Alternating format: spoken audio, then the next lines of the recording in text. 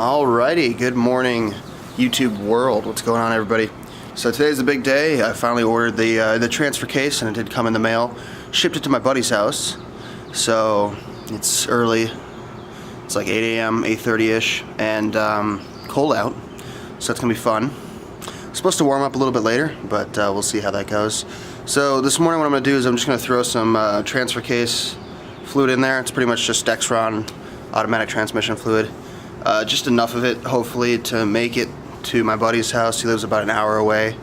So just gonna drive on over there and then get to work ripping that old transfer case out and putting in the new one. So stay tuned and we'll see what happens over there. Okay, everyone, we're back. You have the wire cutters to cut? Fast forward.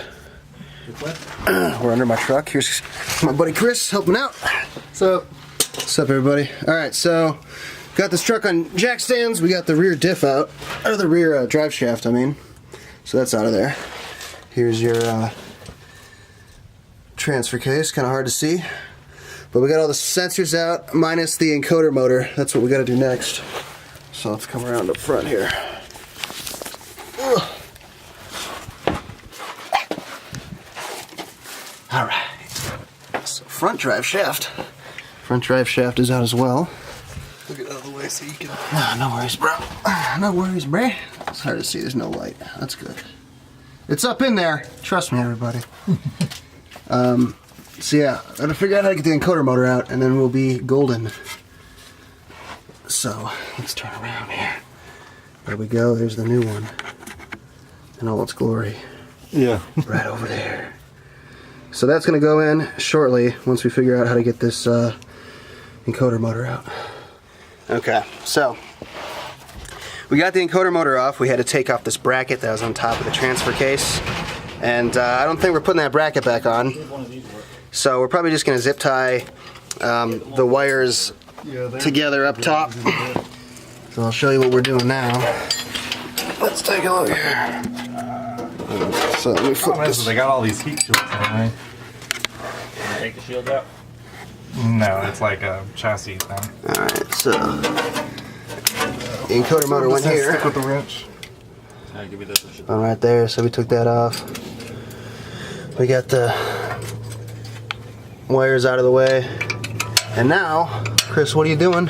We are disconnecting the nuts from the studs that holds the transfer case in. Which are, so this one here, that one, and then they go all the way around. One up there. There's like 6? Yeah.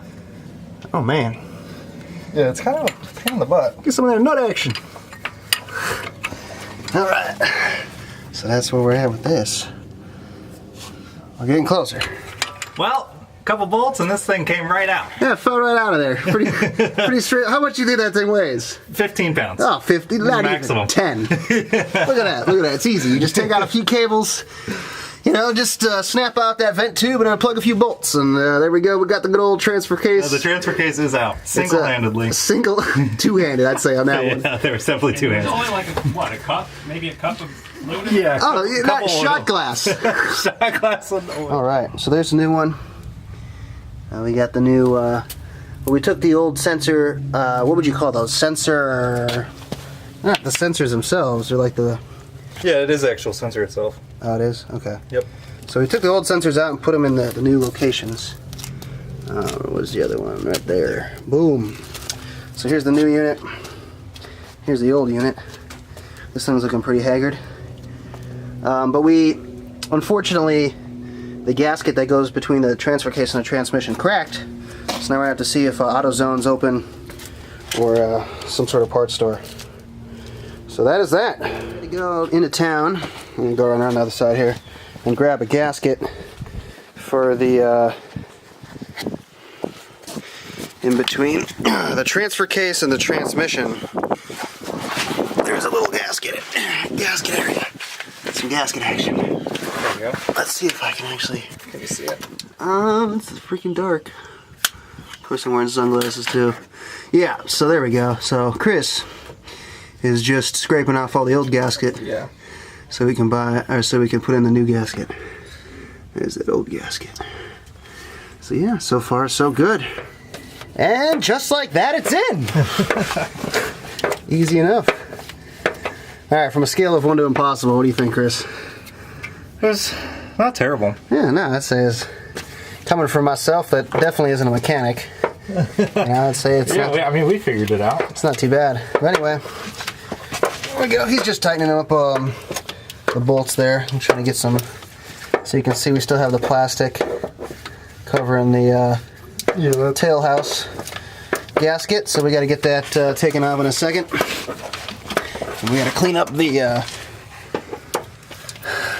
front seal area so we can put this drive shaft action in. Oh yeah, get up in there. Yeah, one click. Get up in there, man. Get some nut turning action. One click at a time. One click at a time. Yeah, there really isn't much room to work under here. No. But good thing is we have all the sensors back in place. They're all clicked in. Yep. So. Except the encoder motor. All right, we gotta put the encoder motor on. Which that'll go on after we bolt everything up. Yeah, let me go grab that right now. And alakazam! We got the rear drive shaft in. We got the, let's go over here. Looks like we got everything on here. Let's see if the camera will focus. Good. Looks like we got the front drive shaft on. Yep, a little bit tight. Right there. And the encoder motor, that is on as well. So he's just getting that all tightened up there, buttoned up. I'm going to put some, what is it, Dexron 6. Dexron 6 in this thing. It takes 2 quarts, and then we're going to see, you know, if actually 4-wheel drive works. I guess we're going to have to go find a spot to 4-wheel drive. Yeah, we're good. We're recording. We're fire.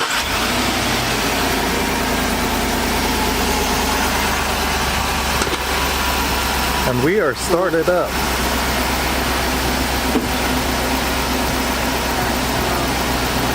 So put it in drive. Let's see what happens. Yeah, good. Hold the brakes. You're spinning. You're good. All right, now put it in 4-wheel drive.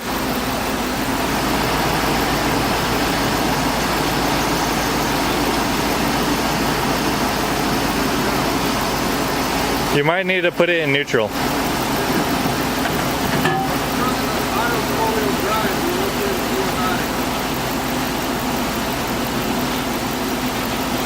Do what? Plug in that control. Okay, it does 4 low, Okay. but it won't do 4 high. Why not? What is it? It just blinks? It puts in the auto 4-wheel drive. It might be, there might be sensors that will turn it accordingly. We'll put 4 low. And I mean, I just heard the transfer case engage. So let off the brake a little bit. Good. Yeah, you're on. You're good. It's moving? Yeah, it just did. So turn it off and let's jack this bitch down. Yeah, see, we previously left off is the truck was on jack stands, and yes, we were able to get it in 4-wheel drive, and yes, the tires did spin, but like the sensors or some sort of electrical issue happened because the speedometer doesn't work now. The ABS brake light is on, same with the parking brake light for whatever reason, and the truck only goes from 1st to 2nd gear, so 3rd and 4th gear don't even work. So as you can see, it's back now. What up, Yukon? Pain in my ass. So it's the next day. I'm gonna try to figure out what the issue is. You know, when we last left off is about 3:30, and you know, myself and Chris and his dad were working on the truck until probably 9:30 or so, and we couldn't figure out what the deal was. So we got new sensors, and we plugged in the new sensors. That didn't work, and we were looking for to see if there was any wires unplugged or anything like that, but we couldn't see anything. Obviously it was dark by then, so I'm gonna have to pull this truck into the garage and see if I can find any wires that we forgot to plug in. Because the transfer case works, it does. It just, you know, the speedometer doesn't work. I mean, it doesn't go in a second, or past second. So yesterday was a fun drive, coming home, an hour drive from my buddy Chris's house, and I only had 1st and 2nd gear going, so at about 3,500 RPMs I could go 45.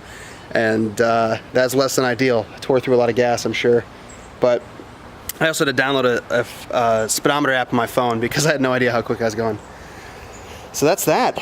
I'm gonna get the truck pulled in now and then see if we can find what the heck is going on.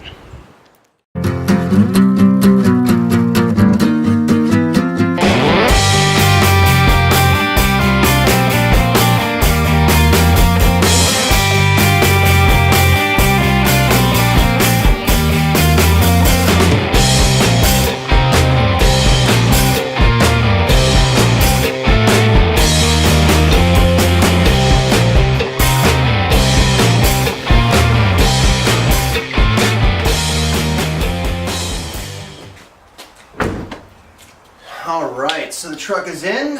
I guess now I just attempt to figure out what's going on, even though we couldn't figure it out yesterday.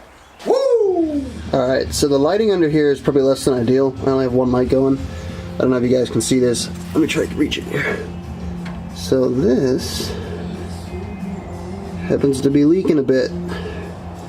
So I guess I'll keep my eye on that. Maybe the drain plug isn't tight enough. Pretty sure it is, but we have some leak action. That's no good. I know you guys saw that probably hanging low when I was coming in the garage. That's just a vent, like a vent tube for the transmission. I have to zip tie it up somewhere. I guess it fell off last night on the way home. So that's no concern. But I'm still trying to figure out the wiring issue we're having here. I can't seem to figure it out yet. But I will let you guys know. Alright, so after dicking around with this thing more, I can't figure out what the issue is. You know, all the cables or all the connectors are connected, and I don't see any wires frayed or anything like that. So I called the what is it? Let me look what they are here. All-State Gear out of San Antonio, Texas. So if you guys ever feel like buying a transfer case, probably don't buy it from them. So I called them and they said that the case is probably defective. So they're looking at a few things and they're going to give me a call in a few hours. Good to know it's not my fault because that'd be pretty discouraging. So they think it's on their end. They said they'd pay for shipping, but still it took me an entire day to take this thing out. And I don't have a lot of time on my hands. So it's going to be another day to take out this one and then probably another day to put in the other one they send me when they send that. So I guess there's going to be a lot of install videos to come. On a more positive note though, I got a new vape ski, so that's good. I lost my other one. I dropped it, or I put it on the roof of the Miata in the morning and then ended up driving away. So it's nice to have the vape back. Anyway, let me do a quick, I don't think I've ever showed y'all the Miata. So here, let me turn the camera around here. We'll take a look at it. So here's the Miata. It's a 2016. I got it at BMW used. It only had 6,000 miles when I got it, so kind of a good bet. You let someone else take the first year depreciation, and then you get it for a steal. So I'm probably not going to mess with it much. It's pretty dirty now, but as you see, it's the club, so it does come with the BBS, the wheels, and the Brembo brakes, which is excellent. I'm all about that. I tinted the windows. That's the only mod I've done. Here's your BBS wheels and Brembo brakes. And it has the limited slip, so I mean that's really all I need for the time being. So thank goodness I have the Miata, because the Yukon is not going anywhere anytime soon. Anyway, I'll probably wrap it up here. Maybe I'll do another video clip if the All-State people call me back. Or what is it? The yeah, All-State transmissions. But unfortunately, we did not get the damn Yukon to work. It's probably a fault on their end. Anyway, have a good week, everybody, and we'll see you next time.